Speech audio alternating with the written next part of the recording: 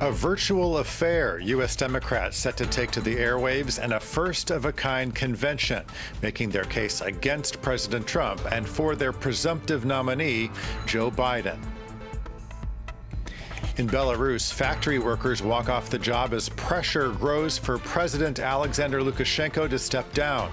Lukashenko tells opponents they would have to kill him to end his hold on power. And mystery solved. After weeks of speculation as to his whereabouts, the former King of Spain turns up in the United Arab Emirates. Hello, everyone. I'm Monty Francis with the latest world news from Paris. In the U.S., Democrats are preparing to hold their national convention. The made-for-TV affair will last 4 days, but unlike past years, it will not include large crowds because of the pandemic. Speakers on the schedule include former Presidents Barack Obama and Bill Clinton, and of course Joe Biden, who will accept the party's nomination on Thursday. Monday's program includes a much-anticipated appearance from former First Lady Michelle Obama. A short time ago, the DNC released a clip of her pre-recorded speech. I know Joe. He is a profoundly decent man, guided by faith. He was a terrific vice president. He knows what it takes to rescue an economy, beat back a pandemic, and lead our country. And he listens. He will tell the truth and trust science. He will make smart plans and manage a good team. And he will govern as someone who's lived a life that the rest of us can recognize. And these are the kinds of video messages we'll be seeing this week. Earlier, we spoke to our Washington correspondent, Ketevan Gorgistani, about how exactly the format will work. Well, it is a virtual convention, so nothing like we've seen in the past. The format is going to be completely different, basically broadcast from 4 main centers in the country. Milwaukee, of course, where that convention was supposed to be held, L.A., New York, and Wilmington in Delaware, the home of Joe Biden, where he'll be speaking on Thursday. And it's going to be much shorter than what we've seen in the past. Usually it was hours and hours every day. This time, 2 hours every night until Thursday. We're, of course, going to be hearing from some of the main figures of the party, but not everyone will have a lot of time. Alexandria Ocasio-Cortez, for example, a rising star in the party, is expected to only get 60 seconds. But we won't only be hearing from politicians. We're going to have little video snippets, hearing from everyday Americans, from artists also, and there will be performances from people like Billie Eilish or John Legend. It's a way also to draw in some younger Democratic voters. 2 main changes for this convention on Tuesday. That roll call, the actual vote of the delegates that usually takes hours, will be just a 30-minute wrap-up across all 50 states, across all of those delegates. And there will be no keynote speech, the one that usually goes to the rising star. Remember 2004 with Barack Obama? That will actually be a montage of 18 young Democratic politicians. And that will be the format of this convention. So no cheering crowds, but a very highly produced short show. And the goal, of course, still the same: to motivate the base, to motivate voters to come out for the Democratic nominee in November. Ketevan, I know that this convention lasts for 4 days, and tonight's program features a wide range of speakers, including even some Republicans. Exactly, because the theme of this convention throughout the week is going to be uniting America. But tonight, today, day 1 of this convention is We the People. We the People dealing with all the challenges that 2020 has brought, including, of course, COVID-19. So we're going to have several people speaking about this pandemic, including 2 of the faces of how Democratic governors dealt with the coronavirus crisis, Gretchen Whitmer from Michigan and Andrew Cuomo from New York. But it's also uniting the party, country over party. That's how they put it. Uniting the Democrats from both sides, the moderates and the progressives. You're going to hear from Senator Bernie Sanders, the leading voice of the progressive wing, but also uniting across the aisle towards the Republican. You have two former governors, former Republican governors who are going to be speaking, including the former Governor John Kasich of Ohio. So it really gives you an idea that the Democrats are trying to unite as far as they can, because that is the goal, uniting as many people to defeat Donald Trump. But let's not forget the speech that would have drawn the biggest reaction from the crowd, had there been one. It's going to be the former First Lady, Michelle Obama, will be speaking tonight. Remember, back in 2016, she had a very fiery speech.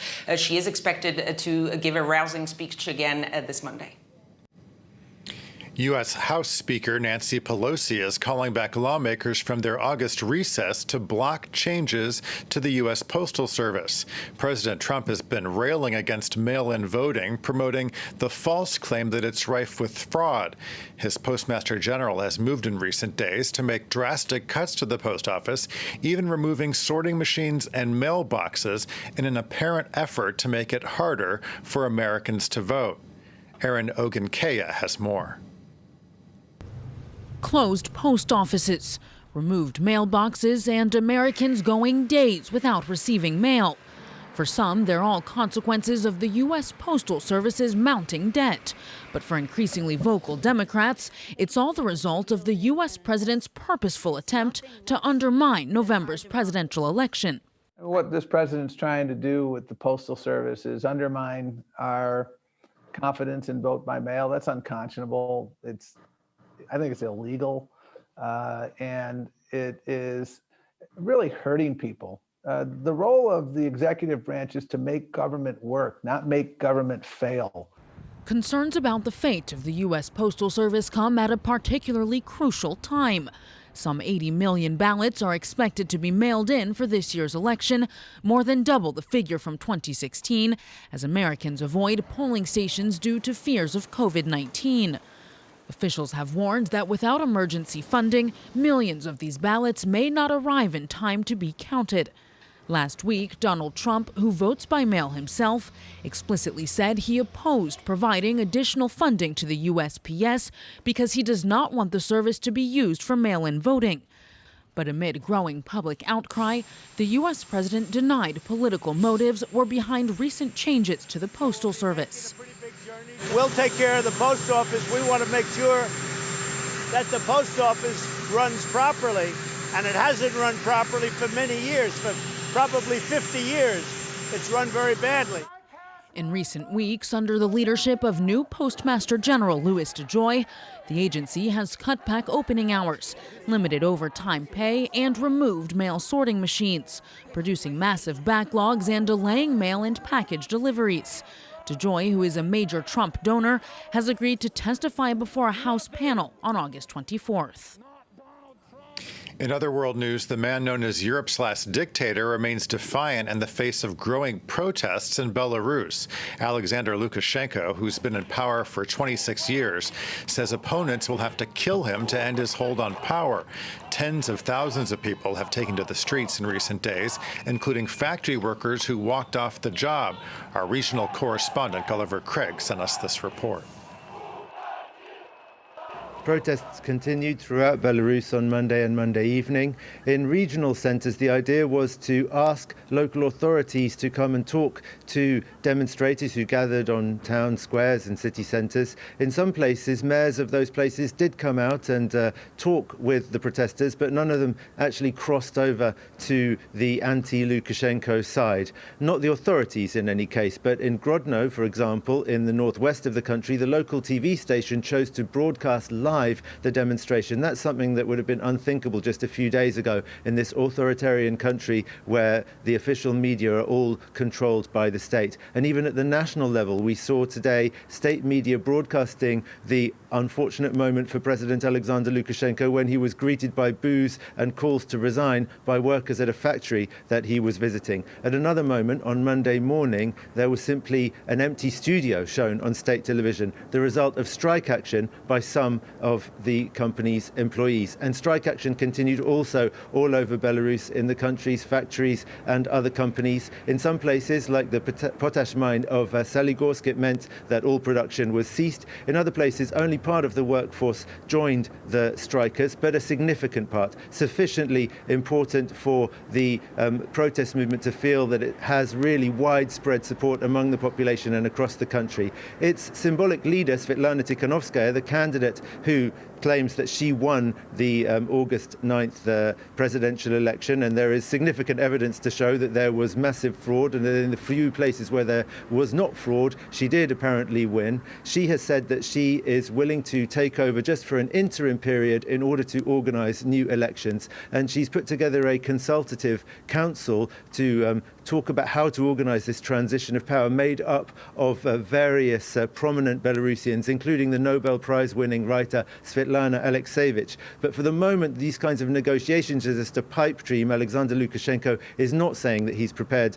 to negotiate with Svetlana Tikhanovskaya or her team. At best, he is saying that there is a constitutional reform on the way that would lead to some kind of power sharing, and after a referendum, eventually there might be new parliamentary and presidential elections. That falls way, way short of what the protesters are demanding.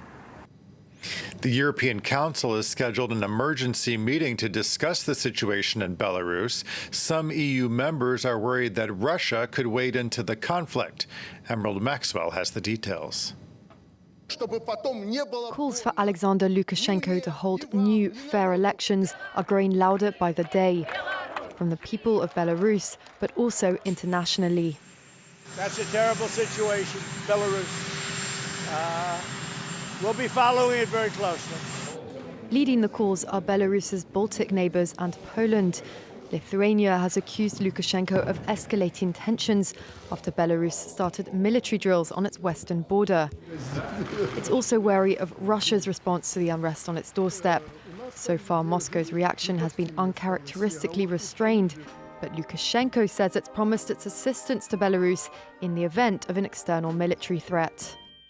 Šita karinė parama visiškai neturi jokių priežasčių, jokio nei teisinio pagrindo, nei kitokio.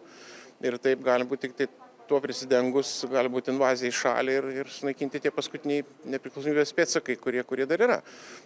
Bet kita vertus, aš manau, Rusija taip pat rizikuotų labai stipriai taip daryti po to, kas vyksta, ir tas visuomenės kokia yra parama. As it stands, Belarus's opposition movement isn't anti-Russia or pro-Europe, but Moscow risks making it so by sending in troops.